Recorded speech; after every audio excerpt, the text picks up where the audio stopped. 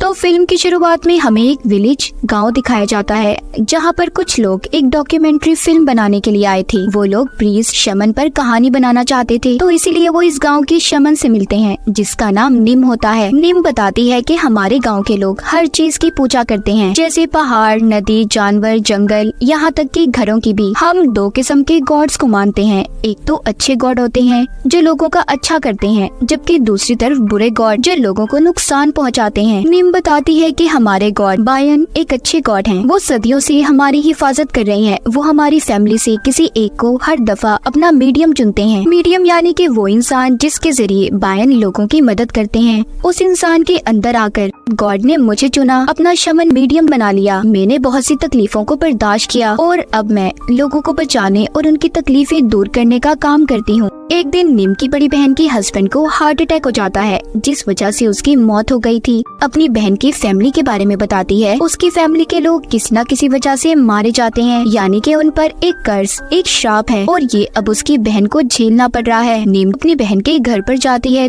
अब क्योंकि इसकी बहन की फैमिली में सब मर चुके थे, बचे थे तो सिर्फ उसकी बहन और बहन की बेटी जिसका नाम मिंक होता है। मिंक का रवैया निम को बिल्कुल अच्छा नहीं लगता, क्योंकि उसे बात बात पर गुस्सा जाता था। एक रात जब निम मिंक को आवाज देती है, उसे बुला रही थी, मगर मिंक उसे कोई जवाब नहीं देती। तभी निम की नजर मिंक पर जाती है, जो लगातार एक अंधी बूढ़ी औरत को घूर रही थी। जब सुबह होती है तो ये सब लोग देखते हैं उस बूढ़ी औरत की मौत हो चुकी थी। ये सब देखकर निम को अपनी बहन की बेटी मिंक के अंदर कुछ अजीब लग रहा था, इसीलिए अगले दिन वो दोबारा अपनी बहन के घर आती है और मिंक के कमरे से कुछ ढूंढने लगी थी। तो तलाशी लेने पर उसे मिंक की अलमारी से कुछ ऐसा सामान मिलता है जिससे भूत प्रेत से बचा जा सकता था। तभी अचानक से मिंक आ गई थी, जिसने उनसे वो सारा सामान ले लिया था और उन्हें यहाँ से जाने का कहती है। ये सब देखकर निम अपनी बहन से पूछती है कि आखिर तुम्हारे घर में चल क्या रहा है, बताओ मुझे, कुछ तो गड़बड़ है। जिस पर उसकी बहन जवाब देती है कुछ नहीं, और निम को अपने घर से जाने का कहती है। और अब निम अपनी बहन के घर से वापस आ गई थी। डॉक्यूमेंट्री की टीम निम से पूछती है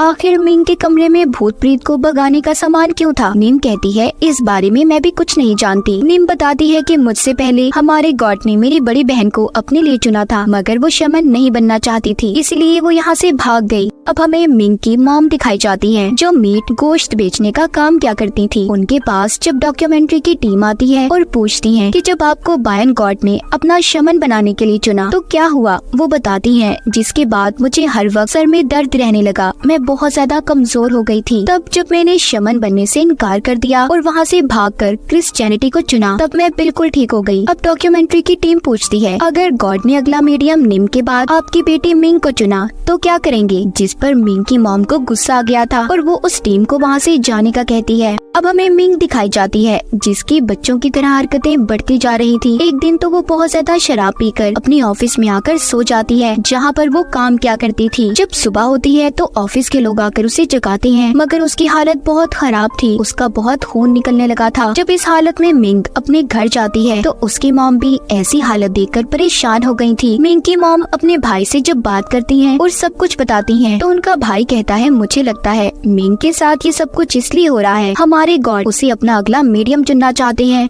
तुम्हें इस बात की इजाजत दे देनी चाहिए। उधर मिंक के बॉस ने भी उसे ऑफिस से निकाल दिया था, क्योंकि मिंक रोजाना ऑफिस बंद होने के बाद वहाँ पर जाकर गलत हरकतें क्या करती थी, जिसका पता बॉस को कैमरा रिकॉर्डिंग में चलता है। मिंक भी अब इन सब चीजों से बहुत ज्यादा तंग आ चुकी थी। एक दिन तो मिंक खुद को मारने की भी कोशिश करती है, मगर जल्द ही उसकी मॉम ने उसे देख लिया था और बचाकर हॉस्पिटल ले आती है। जब निम हॉस्पिटल में मिंक से मिलने आती है तो निम की बहन उसे बताती है कि मिंक के साथ सब कुछ वही हो रहा है जो तुम्हारे और मेरे साथ हुआ था, जब हमारे गॉड ने हमें शमन बनाने के लिए अपना मीडियम चुना था। सब बातें सुनकर निम कहती है नहीं, ये बायन गॉड की आत्मा नहीं बल्कि कोई बुरी ताकत है जिसने हमारी मिंक पर कब्जा कर लिया है। इन सब बातों के बारे में और पता करने के लिए निम दोबारा से अपनी बहन के घर पर जाती है, तो उसे वहाँ पर आकर एक और बात पता चलती है। जैसे कि हमें कहानी के शुरू में बताया गया था, निम की बहन की फैमिली के लोग बेवजह मारे जाते थे, तो यहाँ पर निम को पता चलता है कि उसकी बहन के बेटे की मौत किसी हादसे की वजह से नहीं बल्कि उसने अपनी जान खुद ली थी। अब ये उस जगह पर जाती है जहाँ पर इसकी बहन के बेटे ने खुद को मारा था। ये उस जगह पर जाकर उसकी आत्मा को बुलाकर पूछती है कि तुम अपनी बहन को क्यों तंग कर रहे हो,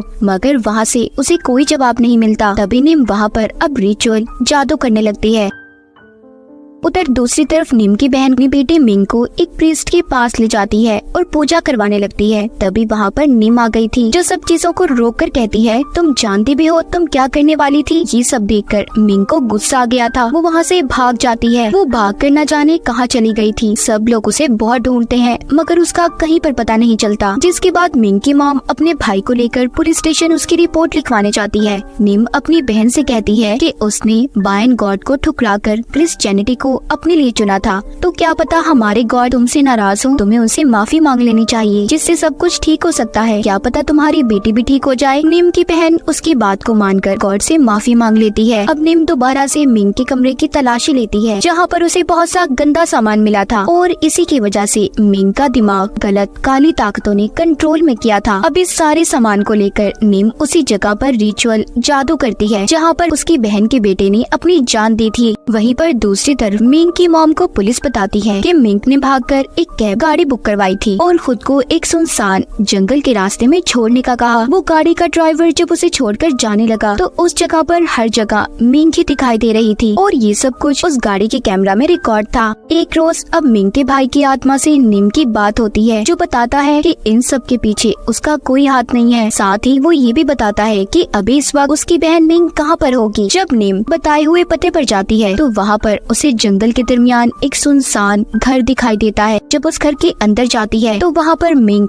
उसे बुरी हालत में बेहोश मिली थी। वो जल्दी से उसे हॉस्पिटल ले आई थी और फिर अपने गॉड के पास उसके लिए दुआ करने जाती है, जहाँ पर जाकर निम को पता चलता है कि उनके गॉड की बनाई हुई मूर्ति का सर जिस्म से अलग था। सब देखने के बाद निम दोबारा अपनी बहन के घर जाती है और मिंग के अंदर आई हुई काली ताकत से पूछती है कि आखिर तुम कौन हो और कहाँ से आई हो। जिस पर मिंग उसे जवाब देती है कि तुम शमन हो ना, खुद ही पता कर लो मैं कौन हूँ। ये सब देखकर निम अब उसे अपने मास्टर प्रीस्ट के पास लेकर जाती है ताकि वो उसका इलाज करवा सके और बता सके कि आखिर मिंग के अंदर क्या चीज है। वो मास्टर प्रीस्ट बताते हैं कि मिंग के अंदर बहुत सारी आत्माएं हैं और इंसानों की ही नहीं बल्कि जानवरों की भी। हमें इसीलिए बहुत बड़ा रिचुअल करना होगा जिससे हम उन सभी आत्माओं को कैद कर सकते हैं और ये हम उसी जगह पर करेंगे जहाँ पर तुम्हें मिंग पे होश मिली थी। मिंग की मॉम उनसे पूछती है कि हमारे साथ ये सब कुछ क्यों हो रहा है। वो मास्टर बताते हैं कि तुम्हारे हस्बैंड के दादा पर दादा ने बहुत मासूम लोगों की गर्दनों को काट दिया था और ऊपर से फिर तुमने बायन गॉड को ठुकराकर उस इंसान से शादी कर ली जिसकी सारी फैमिली पर कर्ज श्राप था और अब इन सब चीजों का असर साफ तुम्हारी बेटी पर नजर आ रहा है। निम अपनी बहन को समझाती है कि हमें कुछ तो करना होगा। मिंग की मॉम ये सब बातें डॉक्यूमेंट्री टीम को बता रही थी। वो आगे बताती है कि जब मैं सुबह को उठती हूँ तो मेरा सारा घर बिखरा होता है, हर चीज अपनी जगह से अलग होती है। अब इन सब के बारे में जानने के लिए कि रात को ऐसा क्या होता था, डॉक्यूमेंट्री की टीम मिंग के घर पर कैमरास को लगवा देती है। कैमरे से इन्हें ये पता चल गया था कि सब कुछ मिंग की किया करती थी। वो देखते हैं कि वो फ्रिज से कच्चा गोश्त निकालकर खा जाती है।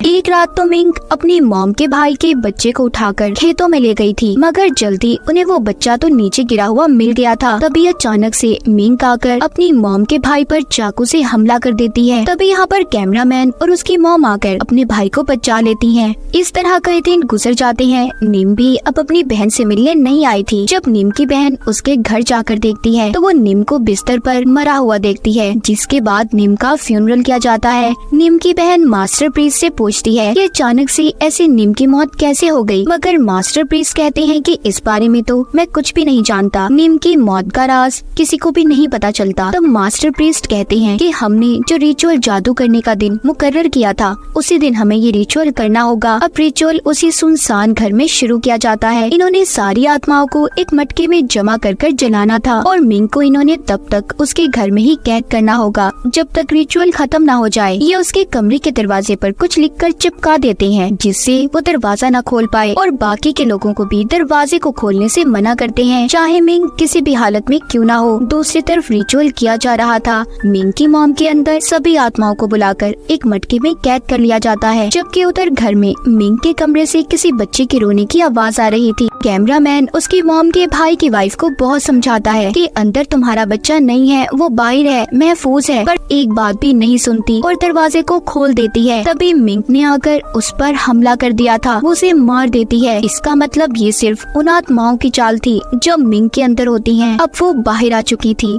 मास्टर प्रीस्ट जब रिचुअल खत्म करके आत्माओं को कैद करके मटके में ले जा रहे थे तो वो भी सीढ़ियों से नीचे गिर जाते हैं, जिस वजह से उनकी भी मौत हो गई थी और वो मटका भी टूट जाता है, जिससे सभी आत्माएं दोबारा से आजाद हो चुकी थी। अब वो आत्माएं उन सभी लोगों के अंदर चली जाती हैं जो मास्टर के साथ रिचुअल कर रहे थे। वहाँ पर एक आदमी कैमरामैन को भी मारकर उसे कच्चा चबाकर खा जाता है।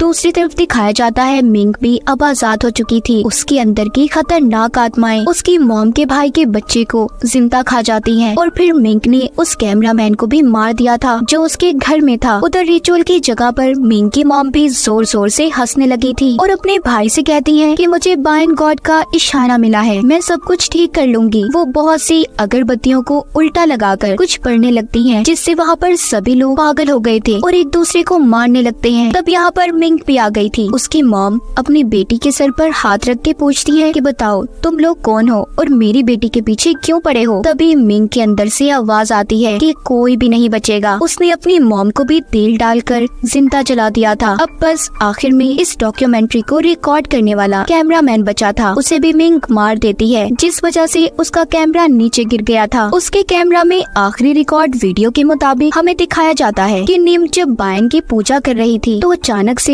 उसने थाली को नीचे गिरा दिया था। जब कैमरामैन पूछता है क्या हुआ तो वो बताती है कि मुझे अब लगता है बायन उसके साथ नहीं है, क्योंकि मैं एक श्रापित फैमिली की मदद कर रही हूँ और उस फैमिली की जो बायन को ठुकराकर चली गई थी, क्योंकि वो जान चुकी थी वो उनसे नाराज होकर जा चुके हैं। तभी उसे मूर्ति टूटी हुई मिली थी। निम जान गई थी कि बहुत कुछ गलत होने वाला है, अब वो किसी की भी मदद नहीं कर सकती, इसीलिए उसने कुछ खाकर अपनी जान दे दी। और इसी हॉरर एंडिंग के साथ इस फिल्म की कहानी भी यहीं पर खत्म हो जाती है।